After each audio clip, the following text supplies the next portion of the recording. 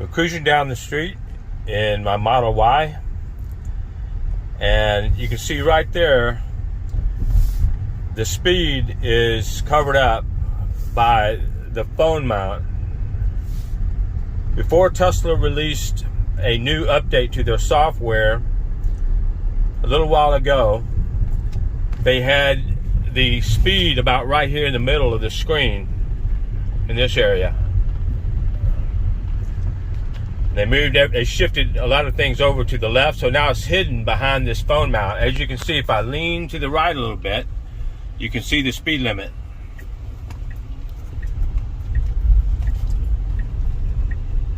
But right in front of my face is completely hidden. So we're going to try to fix that, and it's going to take some modification of the arm that mounts the phone holder itself. So we'll get into that right now. The phone holder needs to be moved to the left about 3/4 of an inch, and I'd like to see it move down about 1/2 an inch. So that's what we'll do. So back to the shop. The way this works is this phone mount is 3 different pieces. If you look on the back side here, you'll see that you have the phone mount itself, the mounting arm, and the cradle for the top of the Tesla display. So I'll go ahead and take this apart.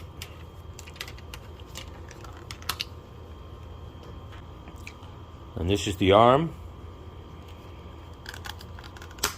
Pops off like that. This is the sheath which mounts over the back of the Tesla display. And the arm mounts right here.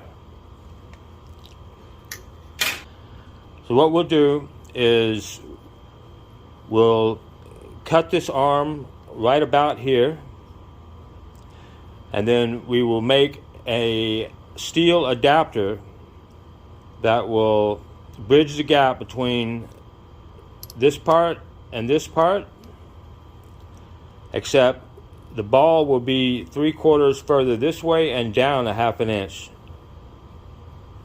We'll do that by drilling holes, 4 holes, that will mount the intermediary adapter between the ball arm and the mounting arm on this part. That will bring this phone cradle out of the way so that it will reveal the speedometer reading in real time, instead of depending on GPS, which lags, sometimes badly, so you can't depend on it.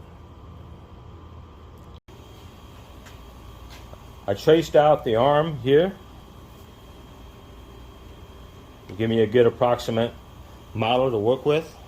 So now what I'm going to do is I'm going to mark the coordinates that this needs to change to, and then cut it up into pieces, and that'll give me an idea of what the material needs to look like after machining as an intermediary adapter. Went ahead and drew out the coordinates for the relocation. This ball will be over 3/4 from here to the original y-axis, and it will be down 1/2 an inch from the original x-axis. So now I need to figure out what shape and dimension the intermediary adapter needs to be. I'm going to put a mark where the cut goes.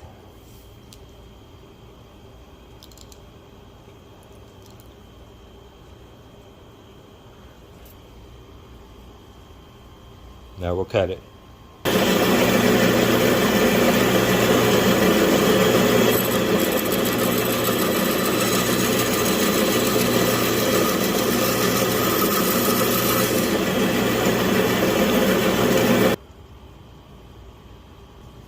This is the part that needs to be cut out.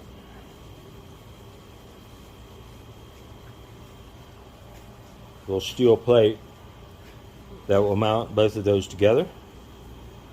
There will be 2 nuts that need to sink into this valley flush, and 2 on this valley. So the limiting factor is going to be the width of the narrowest part of the valley, which is around 259 or 260 thousandths. Let's just call it a quarter of an inch. And so I'll search the hardware out before we start to make sure we can get that done.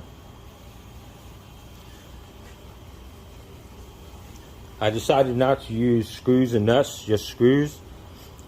I've got stainless steel 440 socket cap screws with a 1/4 inch long shank on it.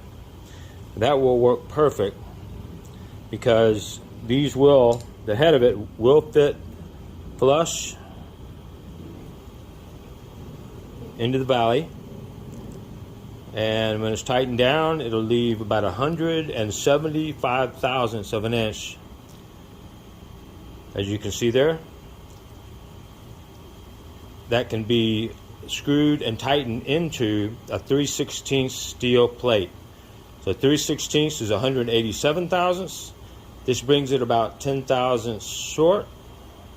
So there's no need to shorten these bolts or anything. And with 2 of these stainless steel socket cap screws on each side, it's going to be plenty strong to carry a phone for years. So now I need to make the plate. I'll cut out the template to make the steel plate.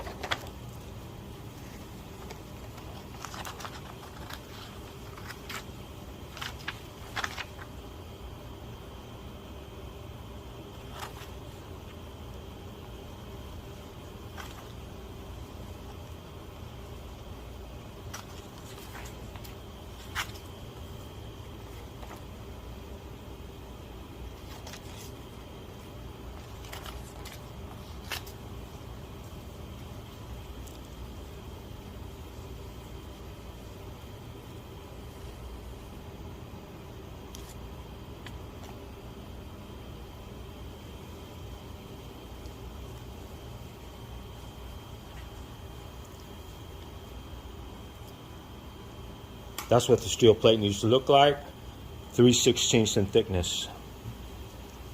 So we'll go ahead and find some steel plate, 3/16 thick.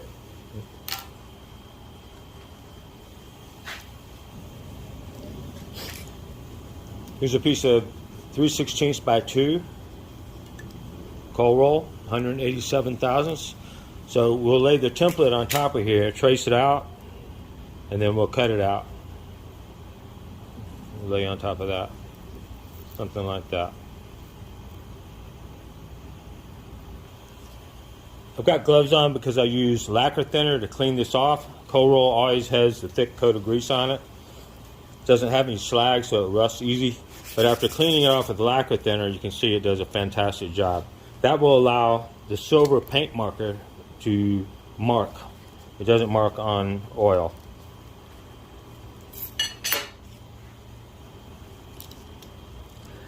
I'll trace out the template onto the steel plate.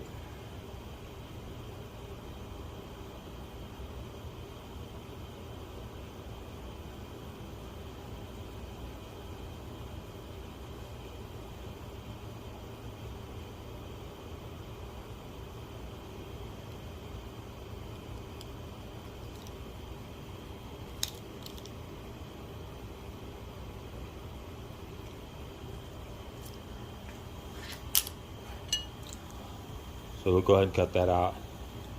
I decided to go ahead and drill the 2 holes, which should be one here and one here on one side of the arm.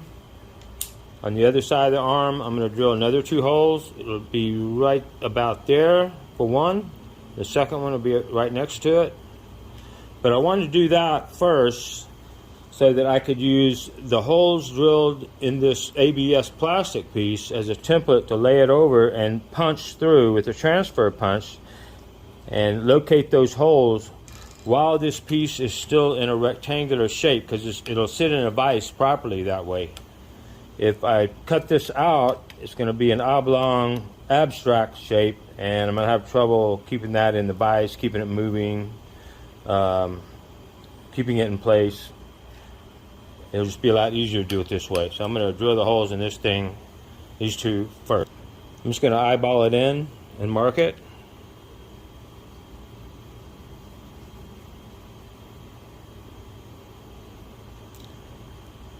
That looks pretty good. We do the other side of the arm.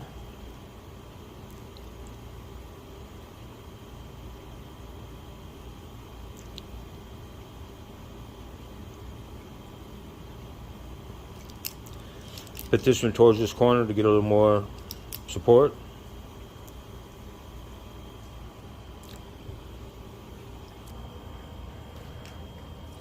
I'll go ahead and drill both holes in the short part of the arm.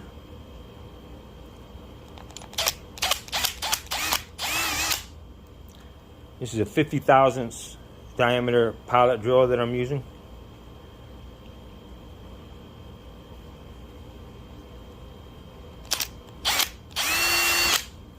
There we go. I need to now drill it the final diameter of about 109 thousandths, which is the size of number 4, which is this is a 440 screw. It's a number 4 diameter with 40 threads per inch. So you want that to fit nice and tight in that hole just for location purposes. So I'll try to find a drill. I found a 108 thousandths drill, so that one should drill slightly oversized and get us pretty close to 108.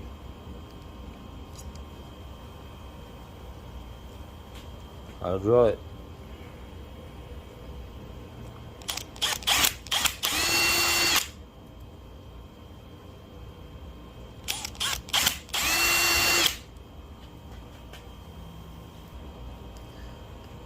I'll deburr the holes here.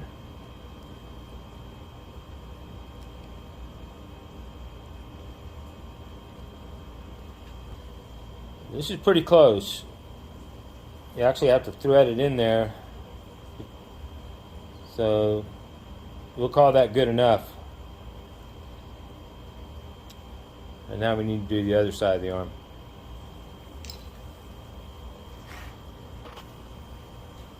So we're back to the 50 thousandths drill to do the final 2 holes in the long side of the arm.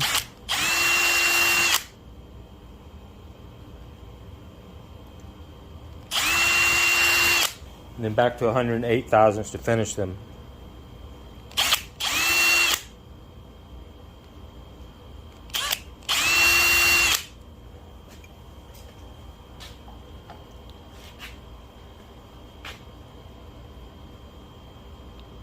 Get rid of the burr on the outside.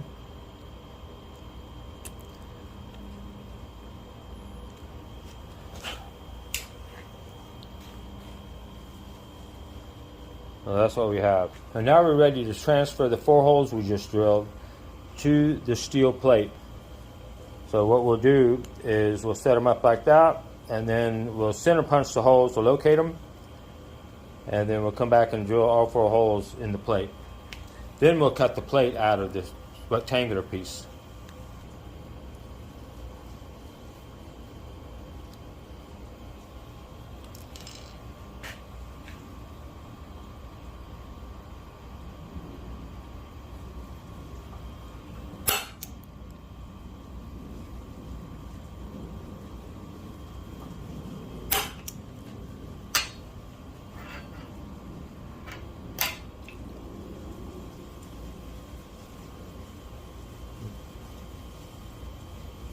Perfect match. So now we can go ahead and drill and tap 440, these 2 holes and these 2 holes. According to the book, the tap drill for 440 is anywhere from 0.086 to 0.082. We have a 0.084, so it's middle of the road. That would be perfect. So we'll drill it with this drill size first, and then we'll tap it by hand with a 440.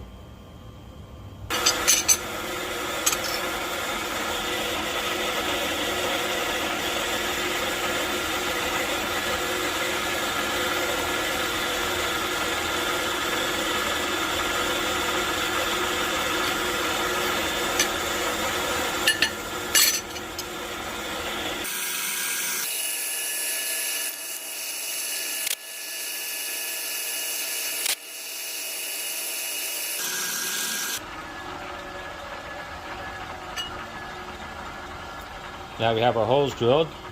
Now we need to tap them.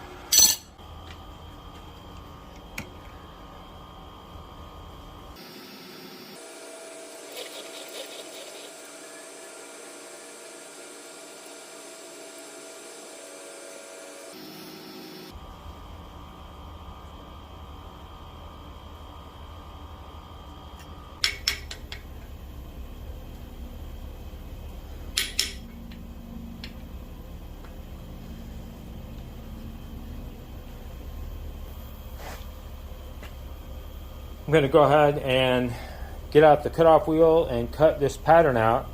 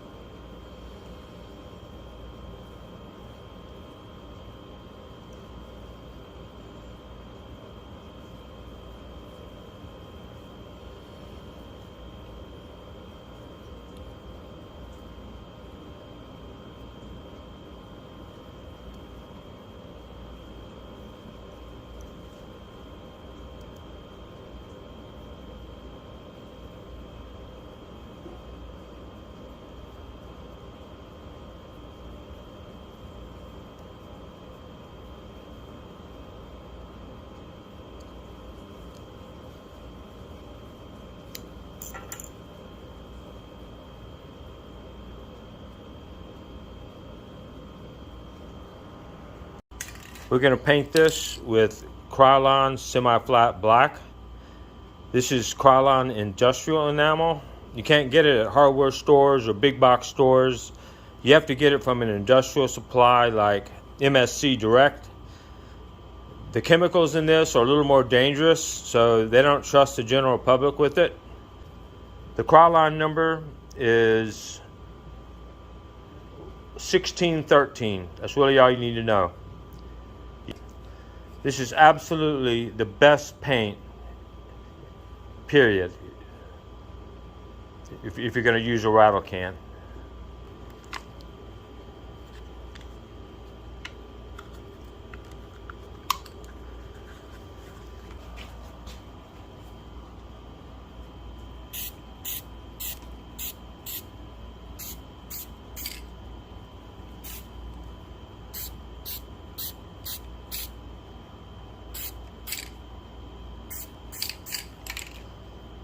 Okay, let that dry and I'll be right back with you.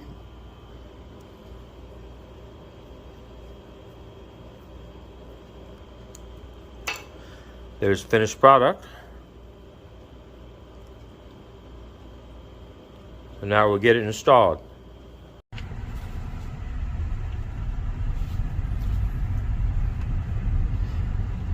So I put everything back together.